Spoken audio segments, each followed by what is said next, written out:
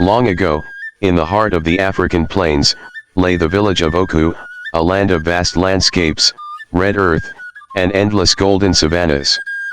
Here, life was filled with the rhythms of drums, dancing under the sun, and tales passed down under starlit skies. In Oku, there was a healer named Mama Yaya, known far and wide for her wisdom and strange, calming power. Some believed she could commune with spirits, others claimed she could speak to the winds. Mama Yaya had a daughter, Adama, a young woman of striking beauty and quiet strength. Her eyes mirrored the depths of the river pools, her hair coiled like the roots of the ancient baobab, and her laughter was as soft as a morning breeze. Adama had grown up learning the art of healing from her mother.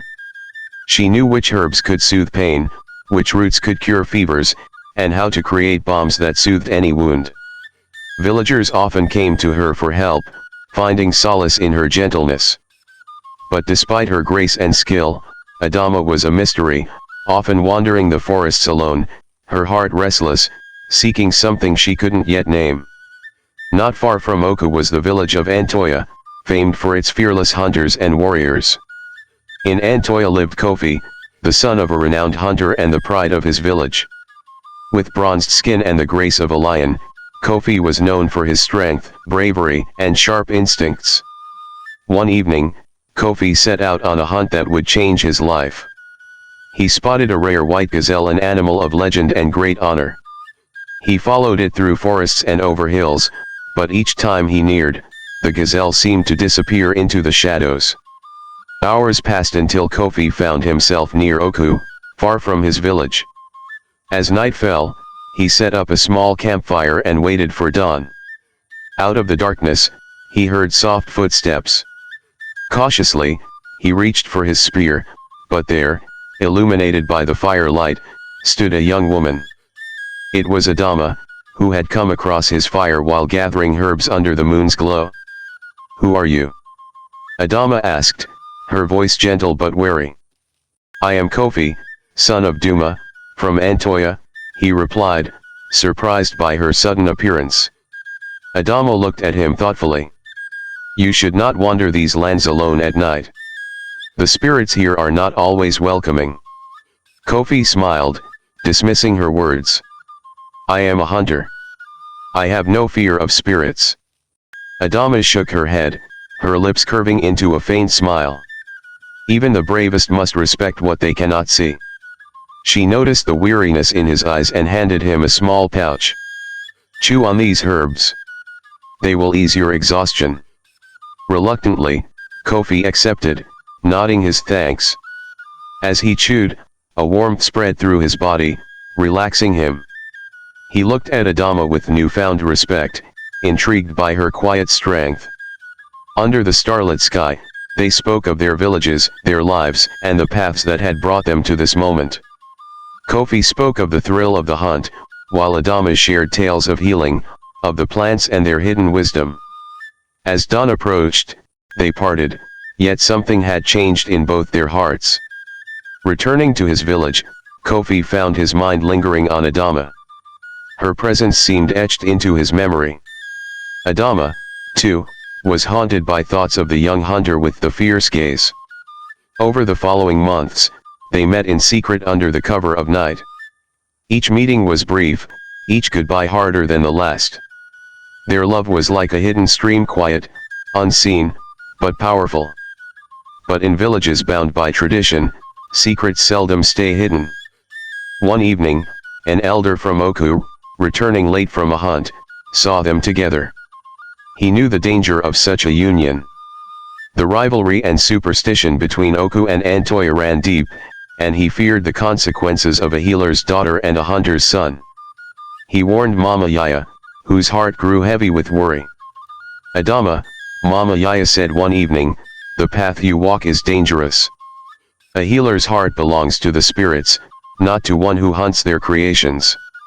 Tears filled Adama's eyes, but she didn't argue. She knew her mother spoke with wisdom, yet her heart was unyielding. Meanwhile, in Antoya, Kofi faced his own struggles. His father, upon hearing rumors, was furious. "You are a hunter, Kofi, not a foolish boy in love. Warriors have no place for weakness. But Kofi was undeterred. His love for Adama was as real as the earth beneath his feet. Defying his father's wishes, he sought out Adama one last time, willing to sacrifice everything to be with her. Under the ancient baobab tree, they met in the cover of night, their hearts torn between duty and desire. Kofi whispered, "I would cross rivers for you, Adama. I would face any spirit or storm." With tears in her eyes, Adama replied, "Then let us leave this place and find a life where we are free." They fled into the night, with only their love to guide them. For days, they journeyed across plains and forests, determined to forge a new path. But the spirits they had defied seemed to watch over their every step. Storms rose, rivers swelled, and the journey was fraught with hardships. One night, weary and lost, they came upon an old woman by a fire. Her face was wrinkled with age, her eyes sharp with knowing. She welcomed them and offered food and shelter. "You seek freedom," she said, her voice both soft and powerful. "But love cannot hide from the spirits. It must be honored, or it will fade." She handed them 2 stones, each engraved with strange symbols. One represents the earth, the other, the wind. Together, they are bound, as you are. But should either one break, so too will your bond. With gratitude, they accepted the stones, promising to honor them as symbols of their love. Years passed, and they built a life far from their villages. They had children who laughed and played under the baobab tree by their new home, their joy echoing across the plains. But when their children were grown, a sickness swept through the land, and Kofi fell gravely ill. Adama, desperate to save him, tried every remedy, but nothing worked. In her despair, she remembered the stones and the old woman's words. Clutching her stone, Adama whispered a prayer to the spirits, offering her own life if it would save Kofi. She felt a sudden peace as Kofi's breathing eased, his fever breaking. Yet, deep within her, she felt an emptiness, as though something precious had been lost. The 2 stones lay side by side, unbroken, but the bond between them had taken on a different form. Their love, once bound by longing and sacrifice, had become eternal, woven into the very fabric of the land. They lived out their days together, their love as fierce and boundless as the African plains that stretched beneath the sun and stars. Thank you for watching.